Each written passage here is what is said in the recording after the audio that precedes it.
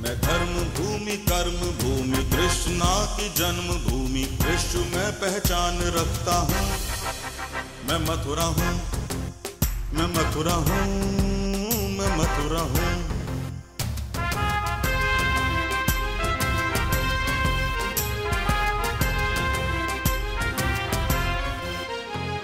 मैं प्रेम हूँ, मैं आस हूँ, मैं श्रद्धा का सैलाब हूँ, हर एक दिल में वास करता हूँ।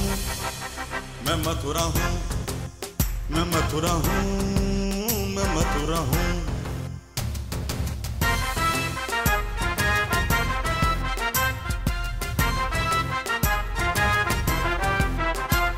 हरिदास हूँ, रस खान हूँ, मैं गीता हूँ, पुराण हूँ, मैं एकता का प्रमाण रखता हूँ।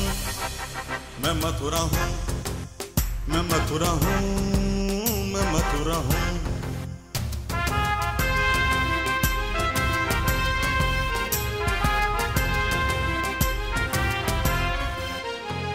मैं न्याय हूँ, विश्वास हूँ, मैं दुखियों की आवाज हूँ, मैं कंसों का संहार करता हूँ।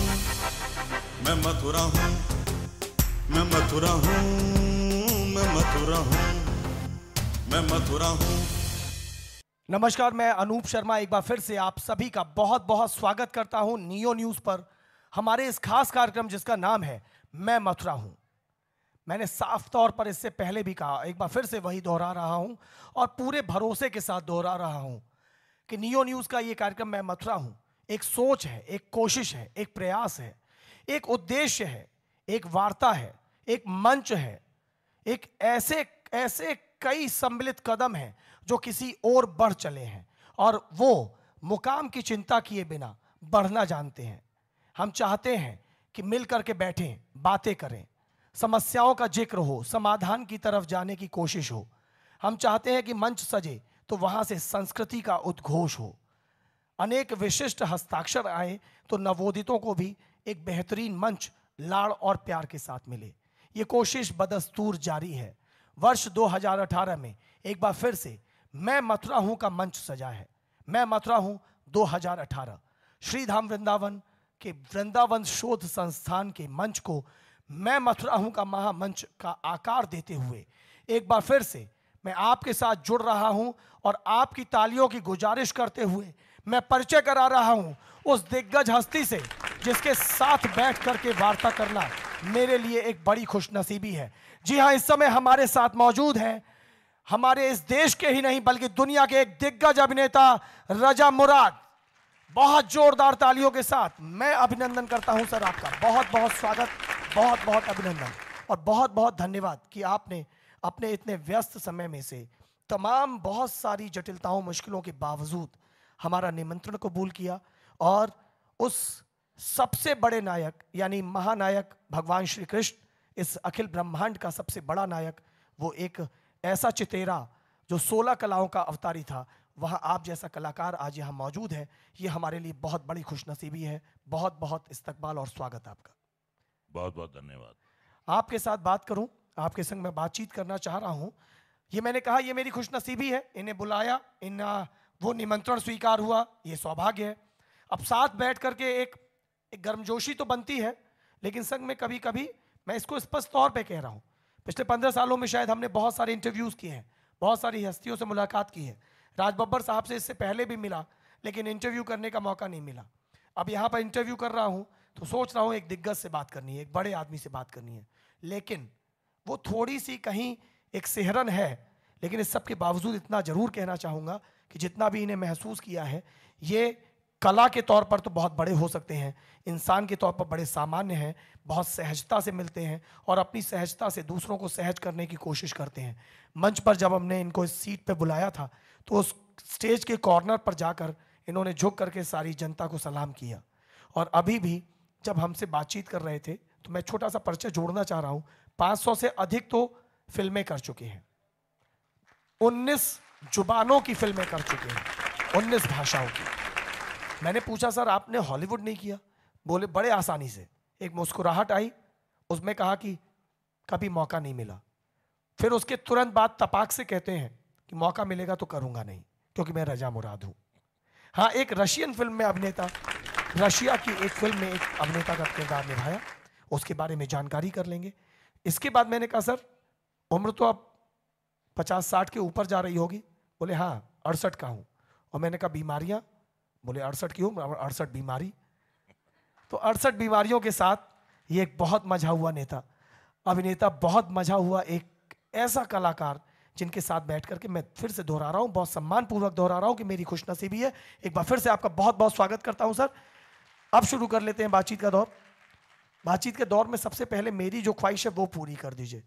कुछ भी मन करे वो कहिए सर, इस मंच के लिए कहिए, नियो न्यूज़ के लिए कहिए, मैं मथुराओं के लिए कहिए, योगेश्वर के लिए कहिए, इस जनता के लिए कहिए, क्योंकि मुझे आपकी आवाज़ पहले बहुत इत्मीनान से सुननी है। उस आवाज़ सुनाने के लिए कुछ भी कह दीजिए सर।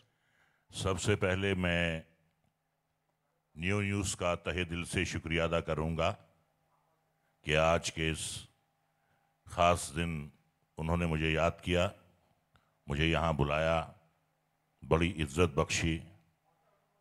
और मेरे लिए गर्व की बात यह है कि जिस पवित्र धरती पर मैं आया हूँ वो मेरे प्रिय भगवान श्री कृष्ण की धरती है। और मुझे याद है पहला गाना जो मेरे कानों में पड़ा था, जिस गाने को मैंने सुना था, 5 या 6 साल की मेरी उम्र होगी, बहुत छोटी उम्र होती है। तो एक भजन था, वो आज भी मुझे याद है जी। तो 2 पंक्तियां मैं उसकी आपको सुनाऊंगा। 5 या 6 साल की मेरी उम्र थी जी सर। और वो भजन था, वृंदावन का कृष्ण कन्हैया सबकी आंखों का तारा, वृंदावन का कृष्ण कन्हैया सबकी आंखों का तारा, मन ही मन क्यों जले राधिका, मोहन तो है सबका प्यारा, वृंदावन का कृष्ण कन्हैया सबकी आंखों का तारा। ये पहला गाना है।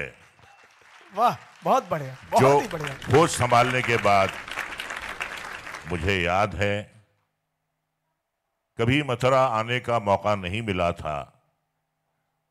एक बार मैं ट्रेन से आ रहा था दिल्ली से आगरा और ट्रेन गुजरी वृंदावन स्टेशन से। मेरे दिल की धड़कनें बढ़ गईं। मैंने कहा ये जो धरती मुझे दिखाई दे रही है वृंदावन, यहाँ भगवान श्री कृष्ण के पावन चरण यहाँ आए होंगे, वो यहीं कहीं बंसुरी बजाते होंगे। ऐसा मुझे सुकून मिला यहाँ से गुजर के। उसके बाद बदस्तूर मेरा यहाँ आना जारी रहा है। काफ़ी प्रोग्राम अमरनाथ इंस्टीट्यूट्स वालों के मैंने यहाँ पर किए जी जी। तो एक बड़ा एक लगाव है। और मैं ये कहता हूँ कि जो दोस्ती भगवान श्री कृष्ण की और उनके दोस्त सुदामा, हाँ, उनके दोस्त सुदामा की जो दोस्ती है वो तो दुनिया में एक ऐसी मिसाल नहीं मिलेगी जी। इतनी अच्छी दोस्ती की मिसाल नहीं मिलेगी। सही जो दोस्ती का जज्बा है कि दोस्ती में कोई बड़ा छोटा नहीं होता, दोस्ती में कोई अमीर गरीब नहीं होता, दोस्ती में कोई राजा रंक नहीं होता, दोस्त दोस्त। तो उससे बड़ी मिसाल जो है दोस्ती की दुनिया में, उससे अच्छी दोस्ती कोई नहीं है। वाह। अब सोचिए जब आगाज ऐसा है तो अंजाम कैसा होगा। मैं बस सच्चाई बता रहा हूँ। ये मेरे लिए ये नहीं कि मुझे इंटरव्यू को शेप देना है, उसे कहीं हाइट की तरफ लेके जाना है। मैं चाहता था कि मैं बस आराम से पहले रजा मुराद साहब की आवाज़ सुनूं, और एक तो इतने कम डिस्टेंस से सुनूं, और बहुत अच्छा साउंड सिस्टम का जो पूरा मैनेजमेंट है, तो वो धमक जो आकर के आपको कुछ एहसास कराती है। रामपुर आप लोगों के पुश्तैनी जी जी जी वो जगह जहाँ आपके वालिद और उनके भी वालिद जहाँ रहे, जी जी। और उसके बाद सबसे बड़ी बात यह है कि ये एक्टिंग ये अभिनय, ये सब आपको विरासत में मिला। हाँ, बहुत बड़ा नाम मुराद साहब, वो आपके सम्मानित पिता। आई होप कि वो शायद 30 या 40s में वो मुंबई पहुंच गए थे। जी हाँ, वो 1938 में वो रामपुर से मुंबई आ गए थे जी। और उनका इरादा राइटर बनने का था जी। और महबूब खान को वो एक कहानी सुनाने के लिए गए। जी। तो महबूब खान उनकी शक्ल देखते रहे। ये बात सन 1942 की है। जी। महबूब साहब उनकी शक्ल देखते रहे जी। और उन्होंने कहा कहानी को तो आप परे रखिए, हाँ। आप एक्टिंग करेंगे या नहीं करेंगे। तो उस समय महबूब साहब के पास कोई एक स्क्रिप्ट होगी। जहाँ एक स्क्रिप्ट थी, एक फिल्म थी नजमा नाम की, नजमा। अशोक कुमार, वीना जी। सितारा देवी, याकूब साहब मरहूम, कुमार साहब, जी। वो कास्ट थी। और पहली फिल्म में ही आप अशोक कुमार के वालिद बने थे। जी। तो शुरुआत जो है उनकी बाप बनने से हुई थी। हालांकि अशोक कुमार की और उनकी उम्र में सिर्फ 16 दिन का फर्क है, लेकिन वो बाप बने थे। इस जगह पर रजा मुराद साहब की मौजूदगी में जरा मुराद साहब के लिए तालियां बजा दीजिए। एक बहुत बड़ा जिक्र है अपने आप में, बड़े बड़े इंस्टीट्यूशंस हैं ये सारे नाम जिनके लिए जा रहे हैं। अशोक कुमार साहब और मुराद साहब का नाम आ रहा है।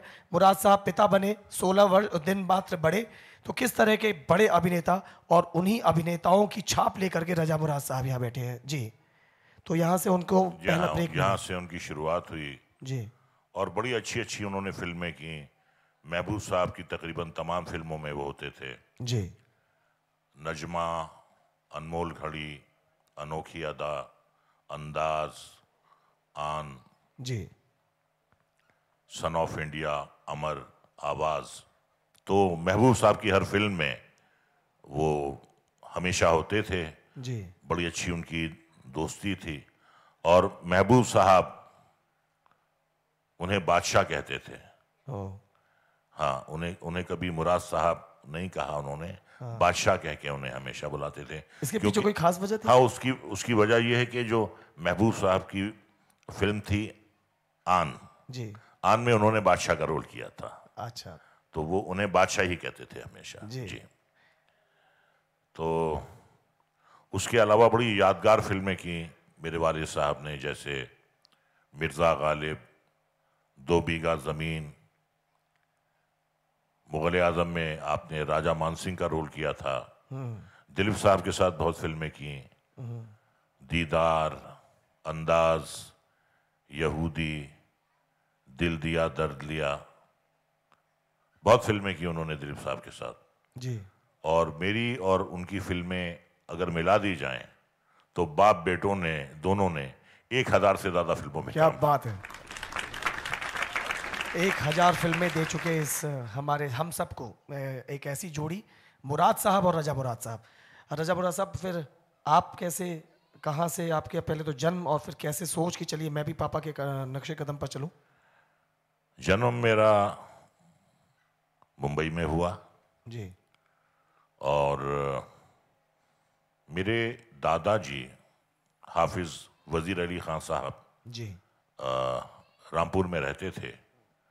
और जब मैं 7-8 साल का हो गया तो उन्होंने मुझे देखा नहीं था जी।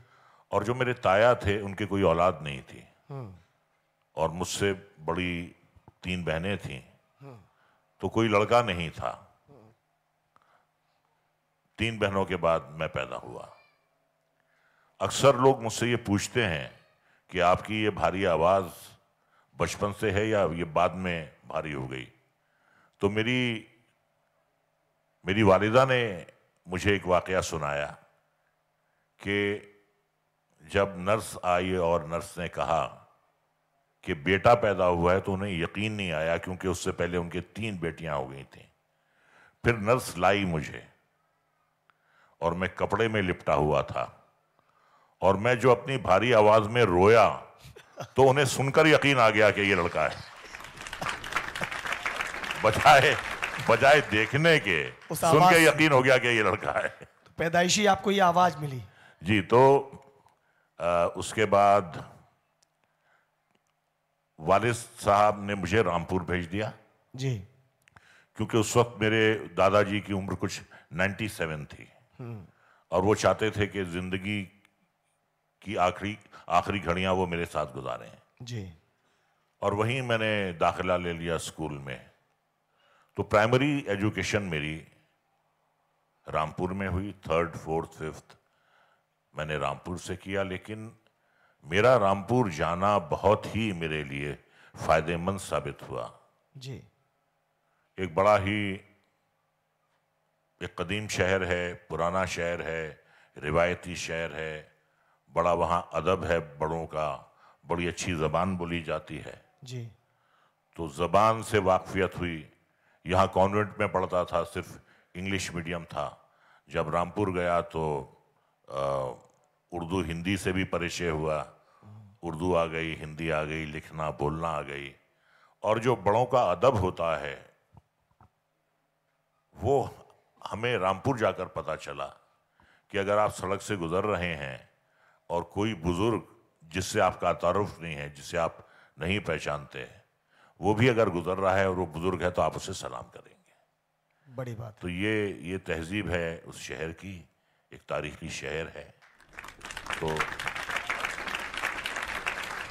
अदब क्या होता है, बड़ों की इज्जत कैसे की जाती है, छोटों का लिहाज कैसे किया जाता है, गुफ्तगू कैसे की जाती है, ये जो 3 साल मैं वहां रहा तो उस कच्ची उम्र में ये तमाम बातें मैंने सीख ली। और फिर 1968 में भोपाल से मैंने हायर सेकेंडरी किया। आपने जो सवाल किया है मैं उसका जवाब देता हूं जी। कि मैं एक्टर क्यों बना। मैं कभी एक अच्छा स्टूडेंट नहीं था और मुझे ये बताने में कोई शर्म नहीं है कि 6th स्टैंडर्ड में मैं 2 बार फेल हुआ।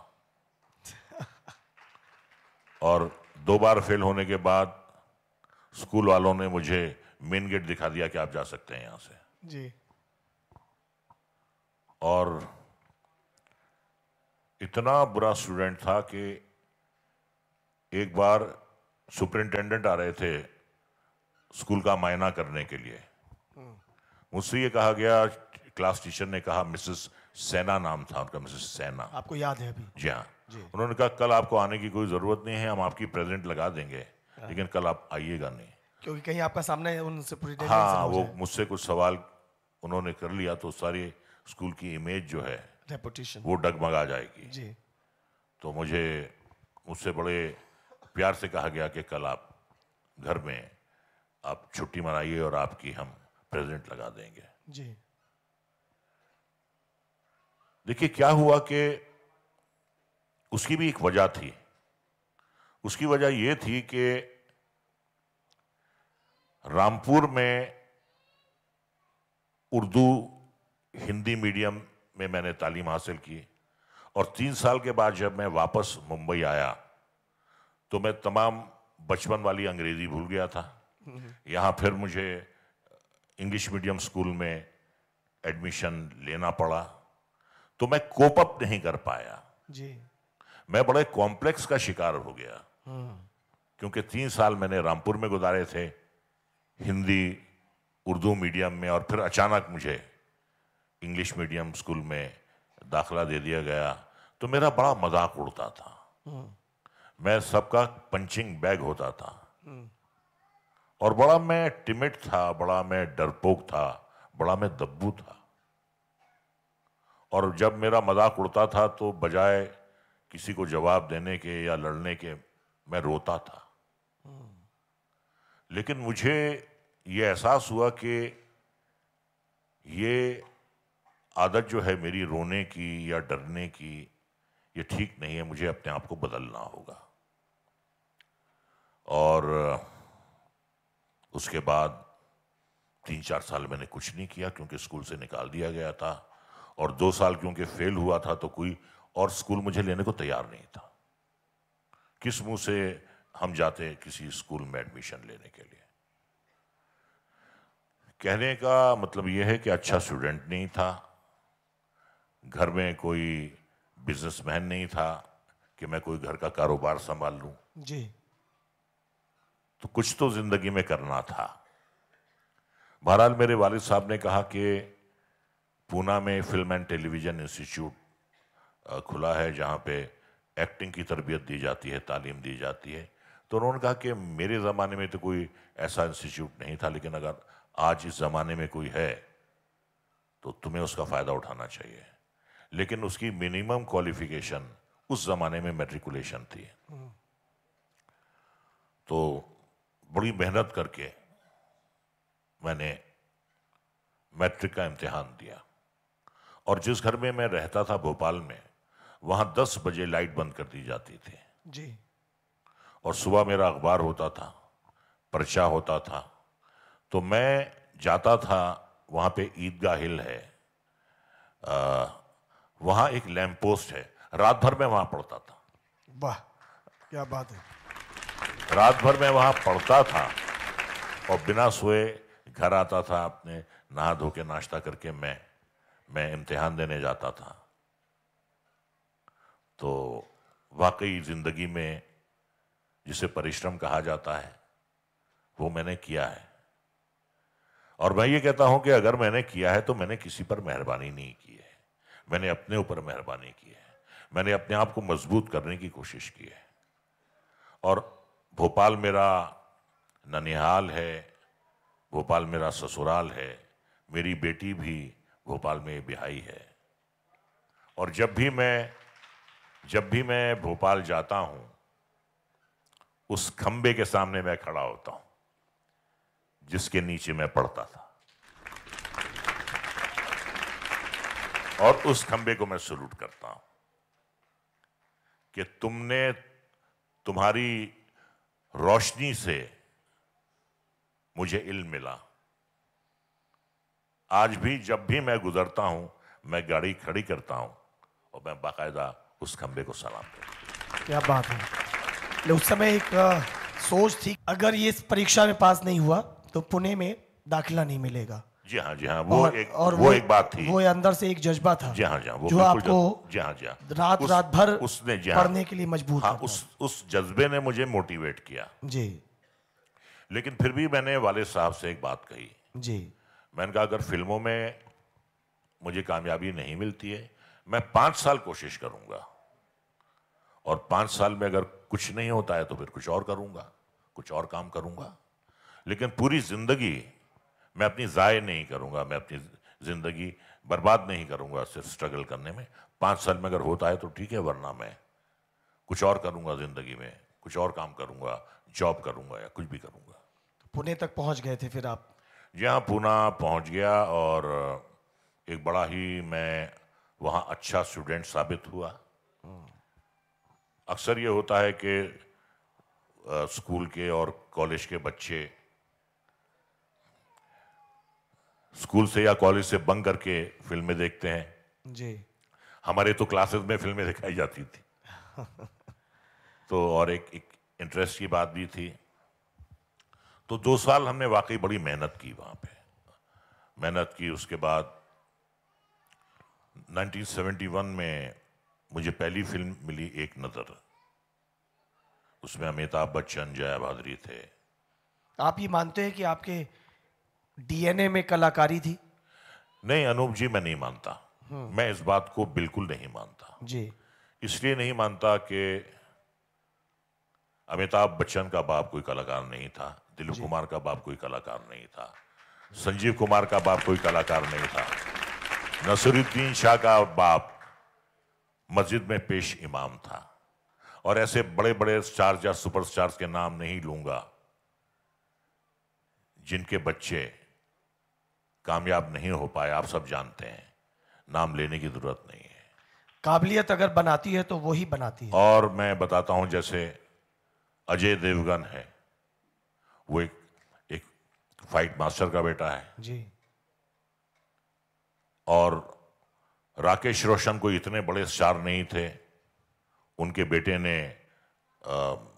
स्टारडम पाया, और बहुत जबरदस्त स्टारडम पाया। और बहुत से ऐसे, जैसा कि मैंने आपसे पहले कहा कि ऐसे कलाकार हैं जो बहुत बड़े स्टार हैं, लेकिन उनके बच्चे उनके माँ बाप के करीब तक नहीं पहुंच पाए। तो ये किसी के बाप की जागीर नहीं है, ये किसी के खानदान की जागीर नहीं है, ये तो ऊपर वाले की देन है। जिसे भी अता कर दे, वो जिसे भी अता कर दे। एक शेर है कि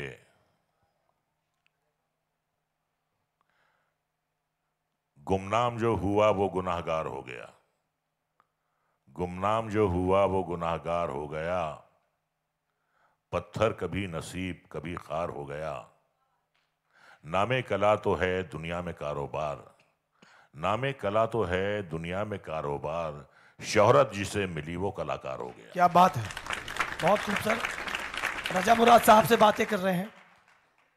आज अभी आप, ये गूगल का दौर है, गूगल भगवान को लोग जाते हैं, चेक करते हैं, सब कुछ मिल जाता है।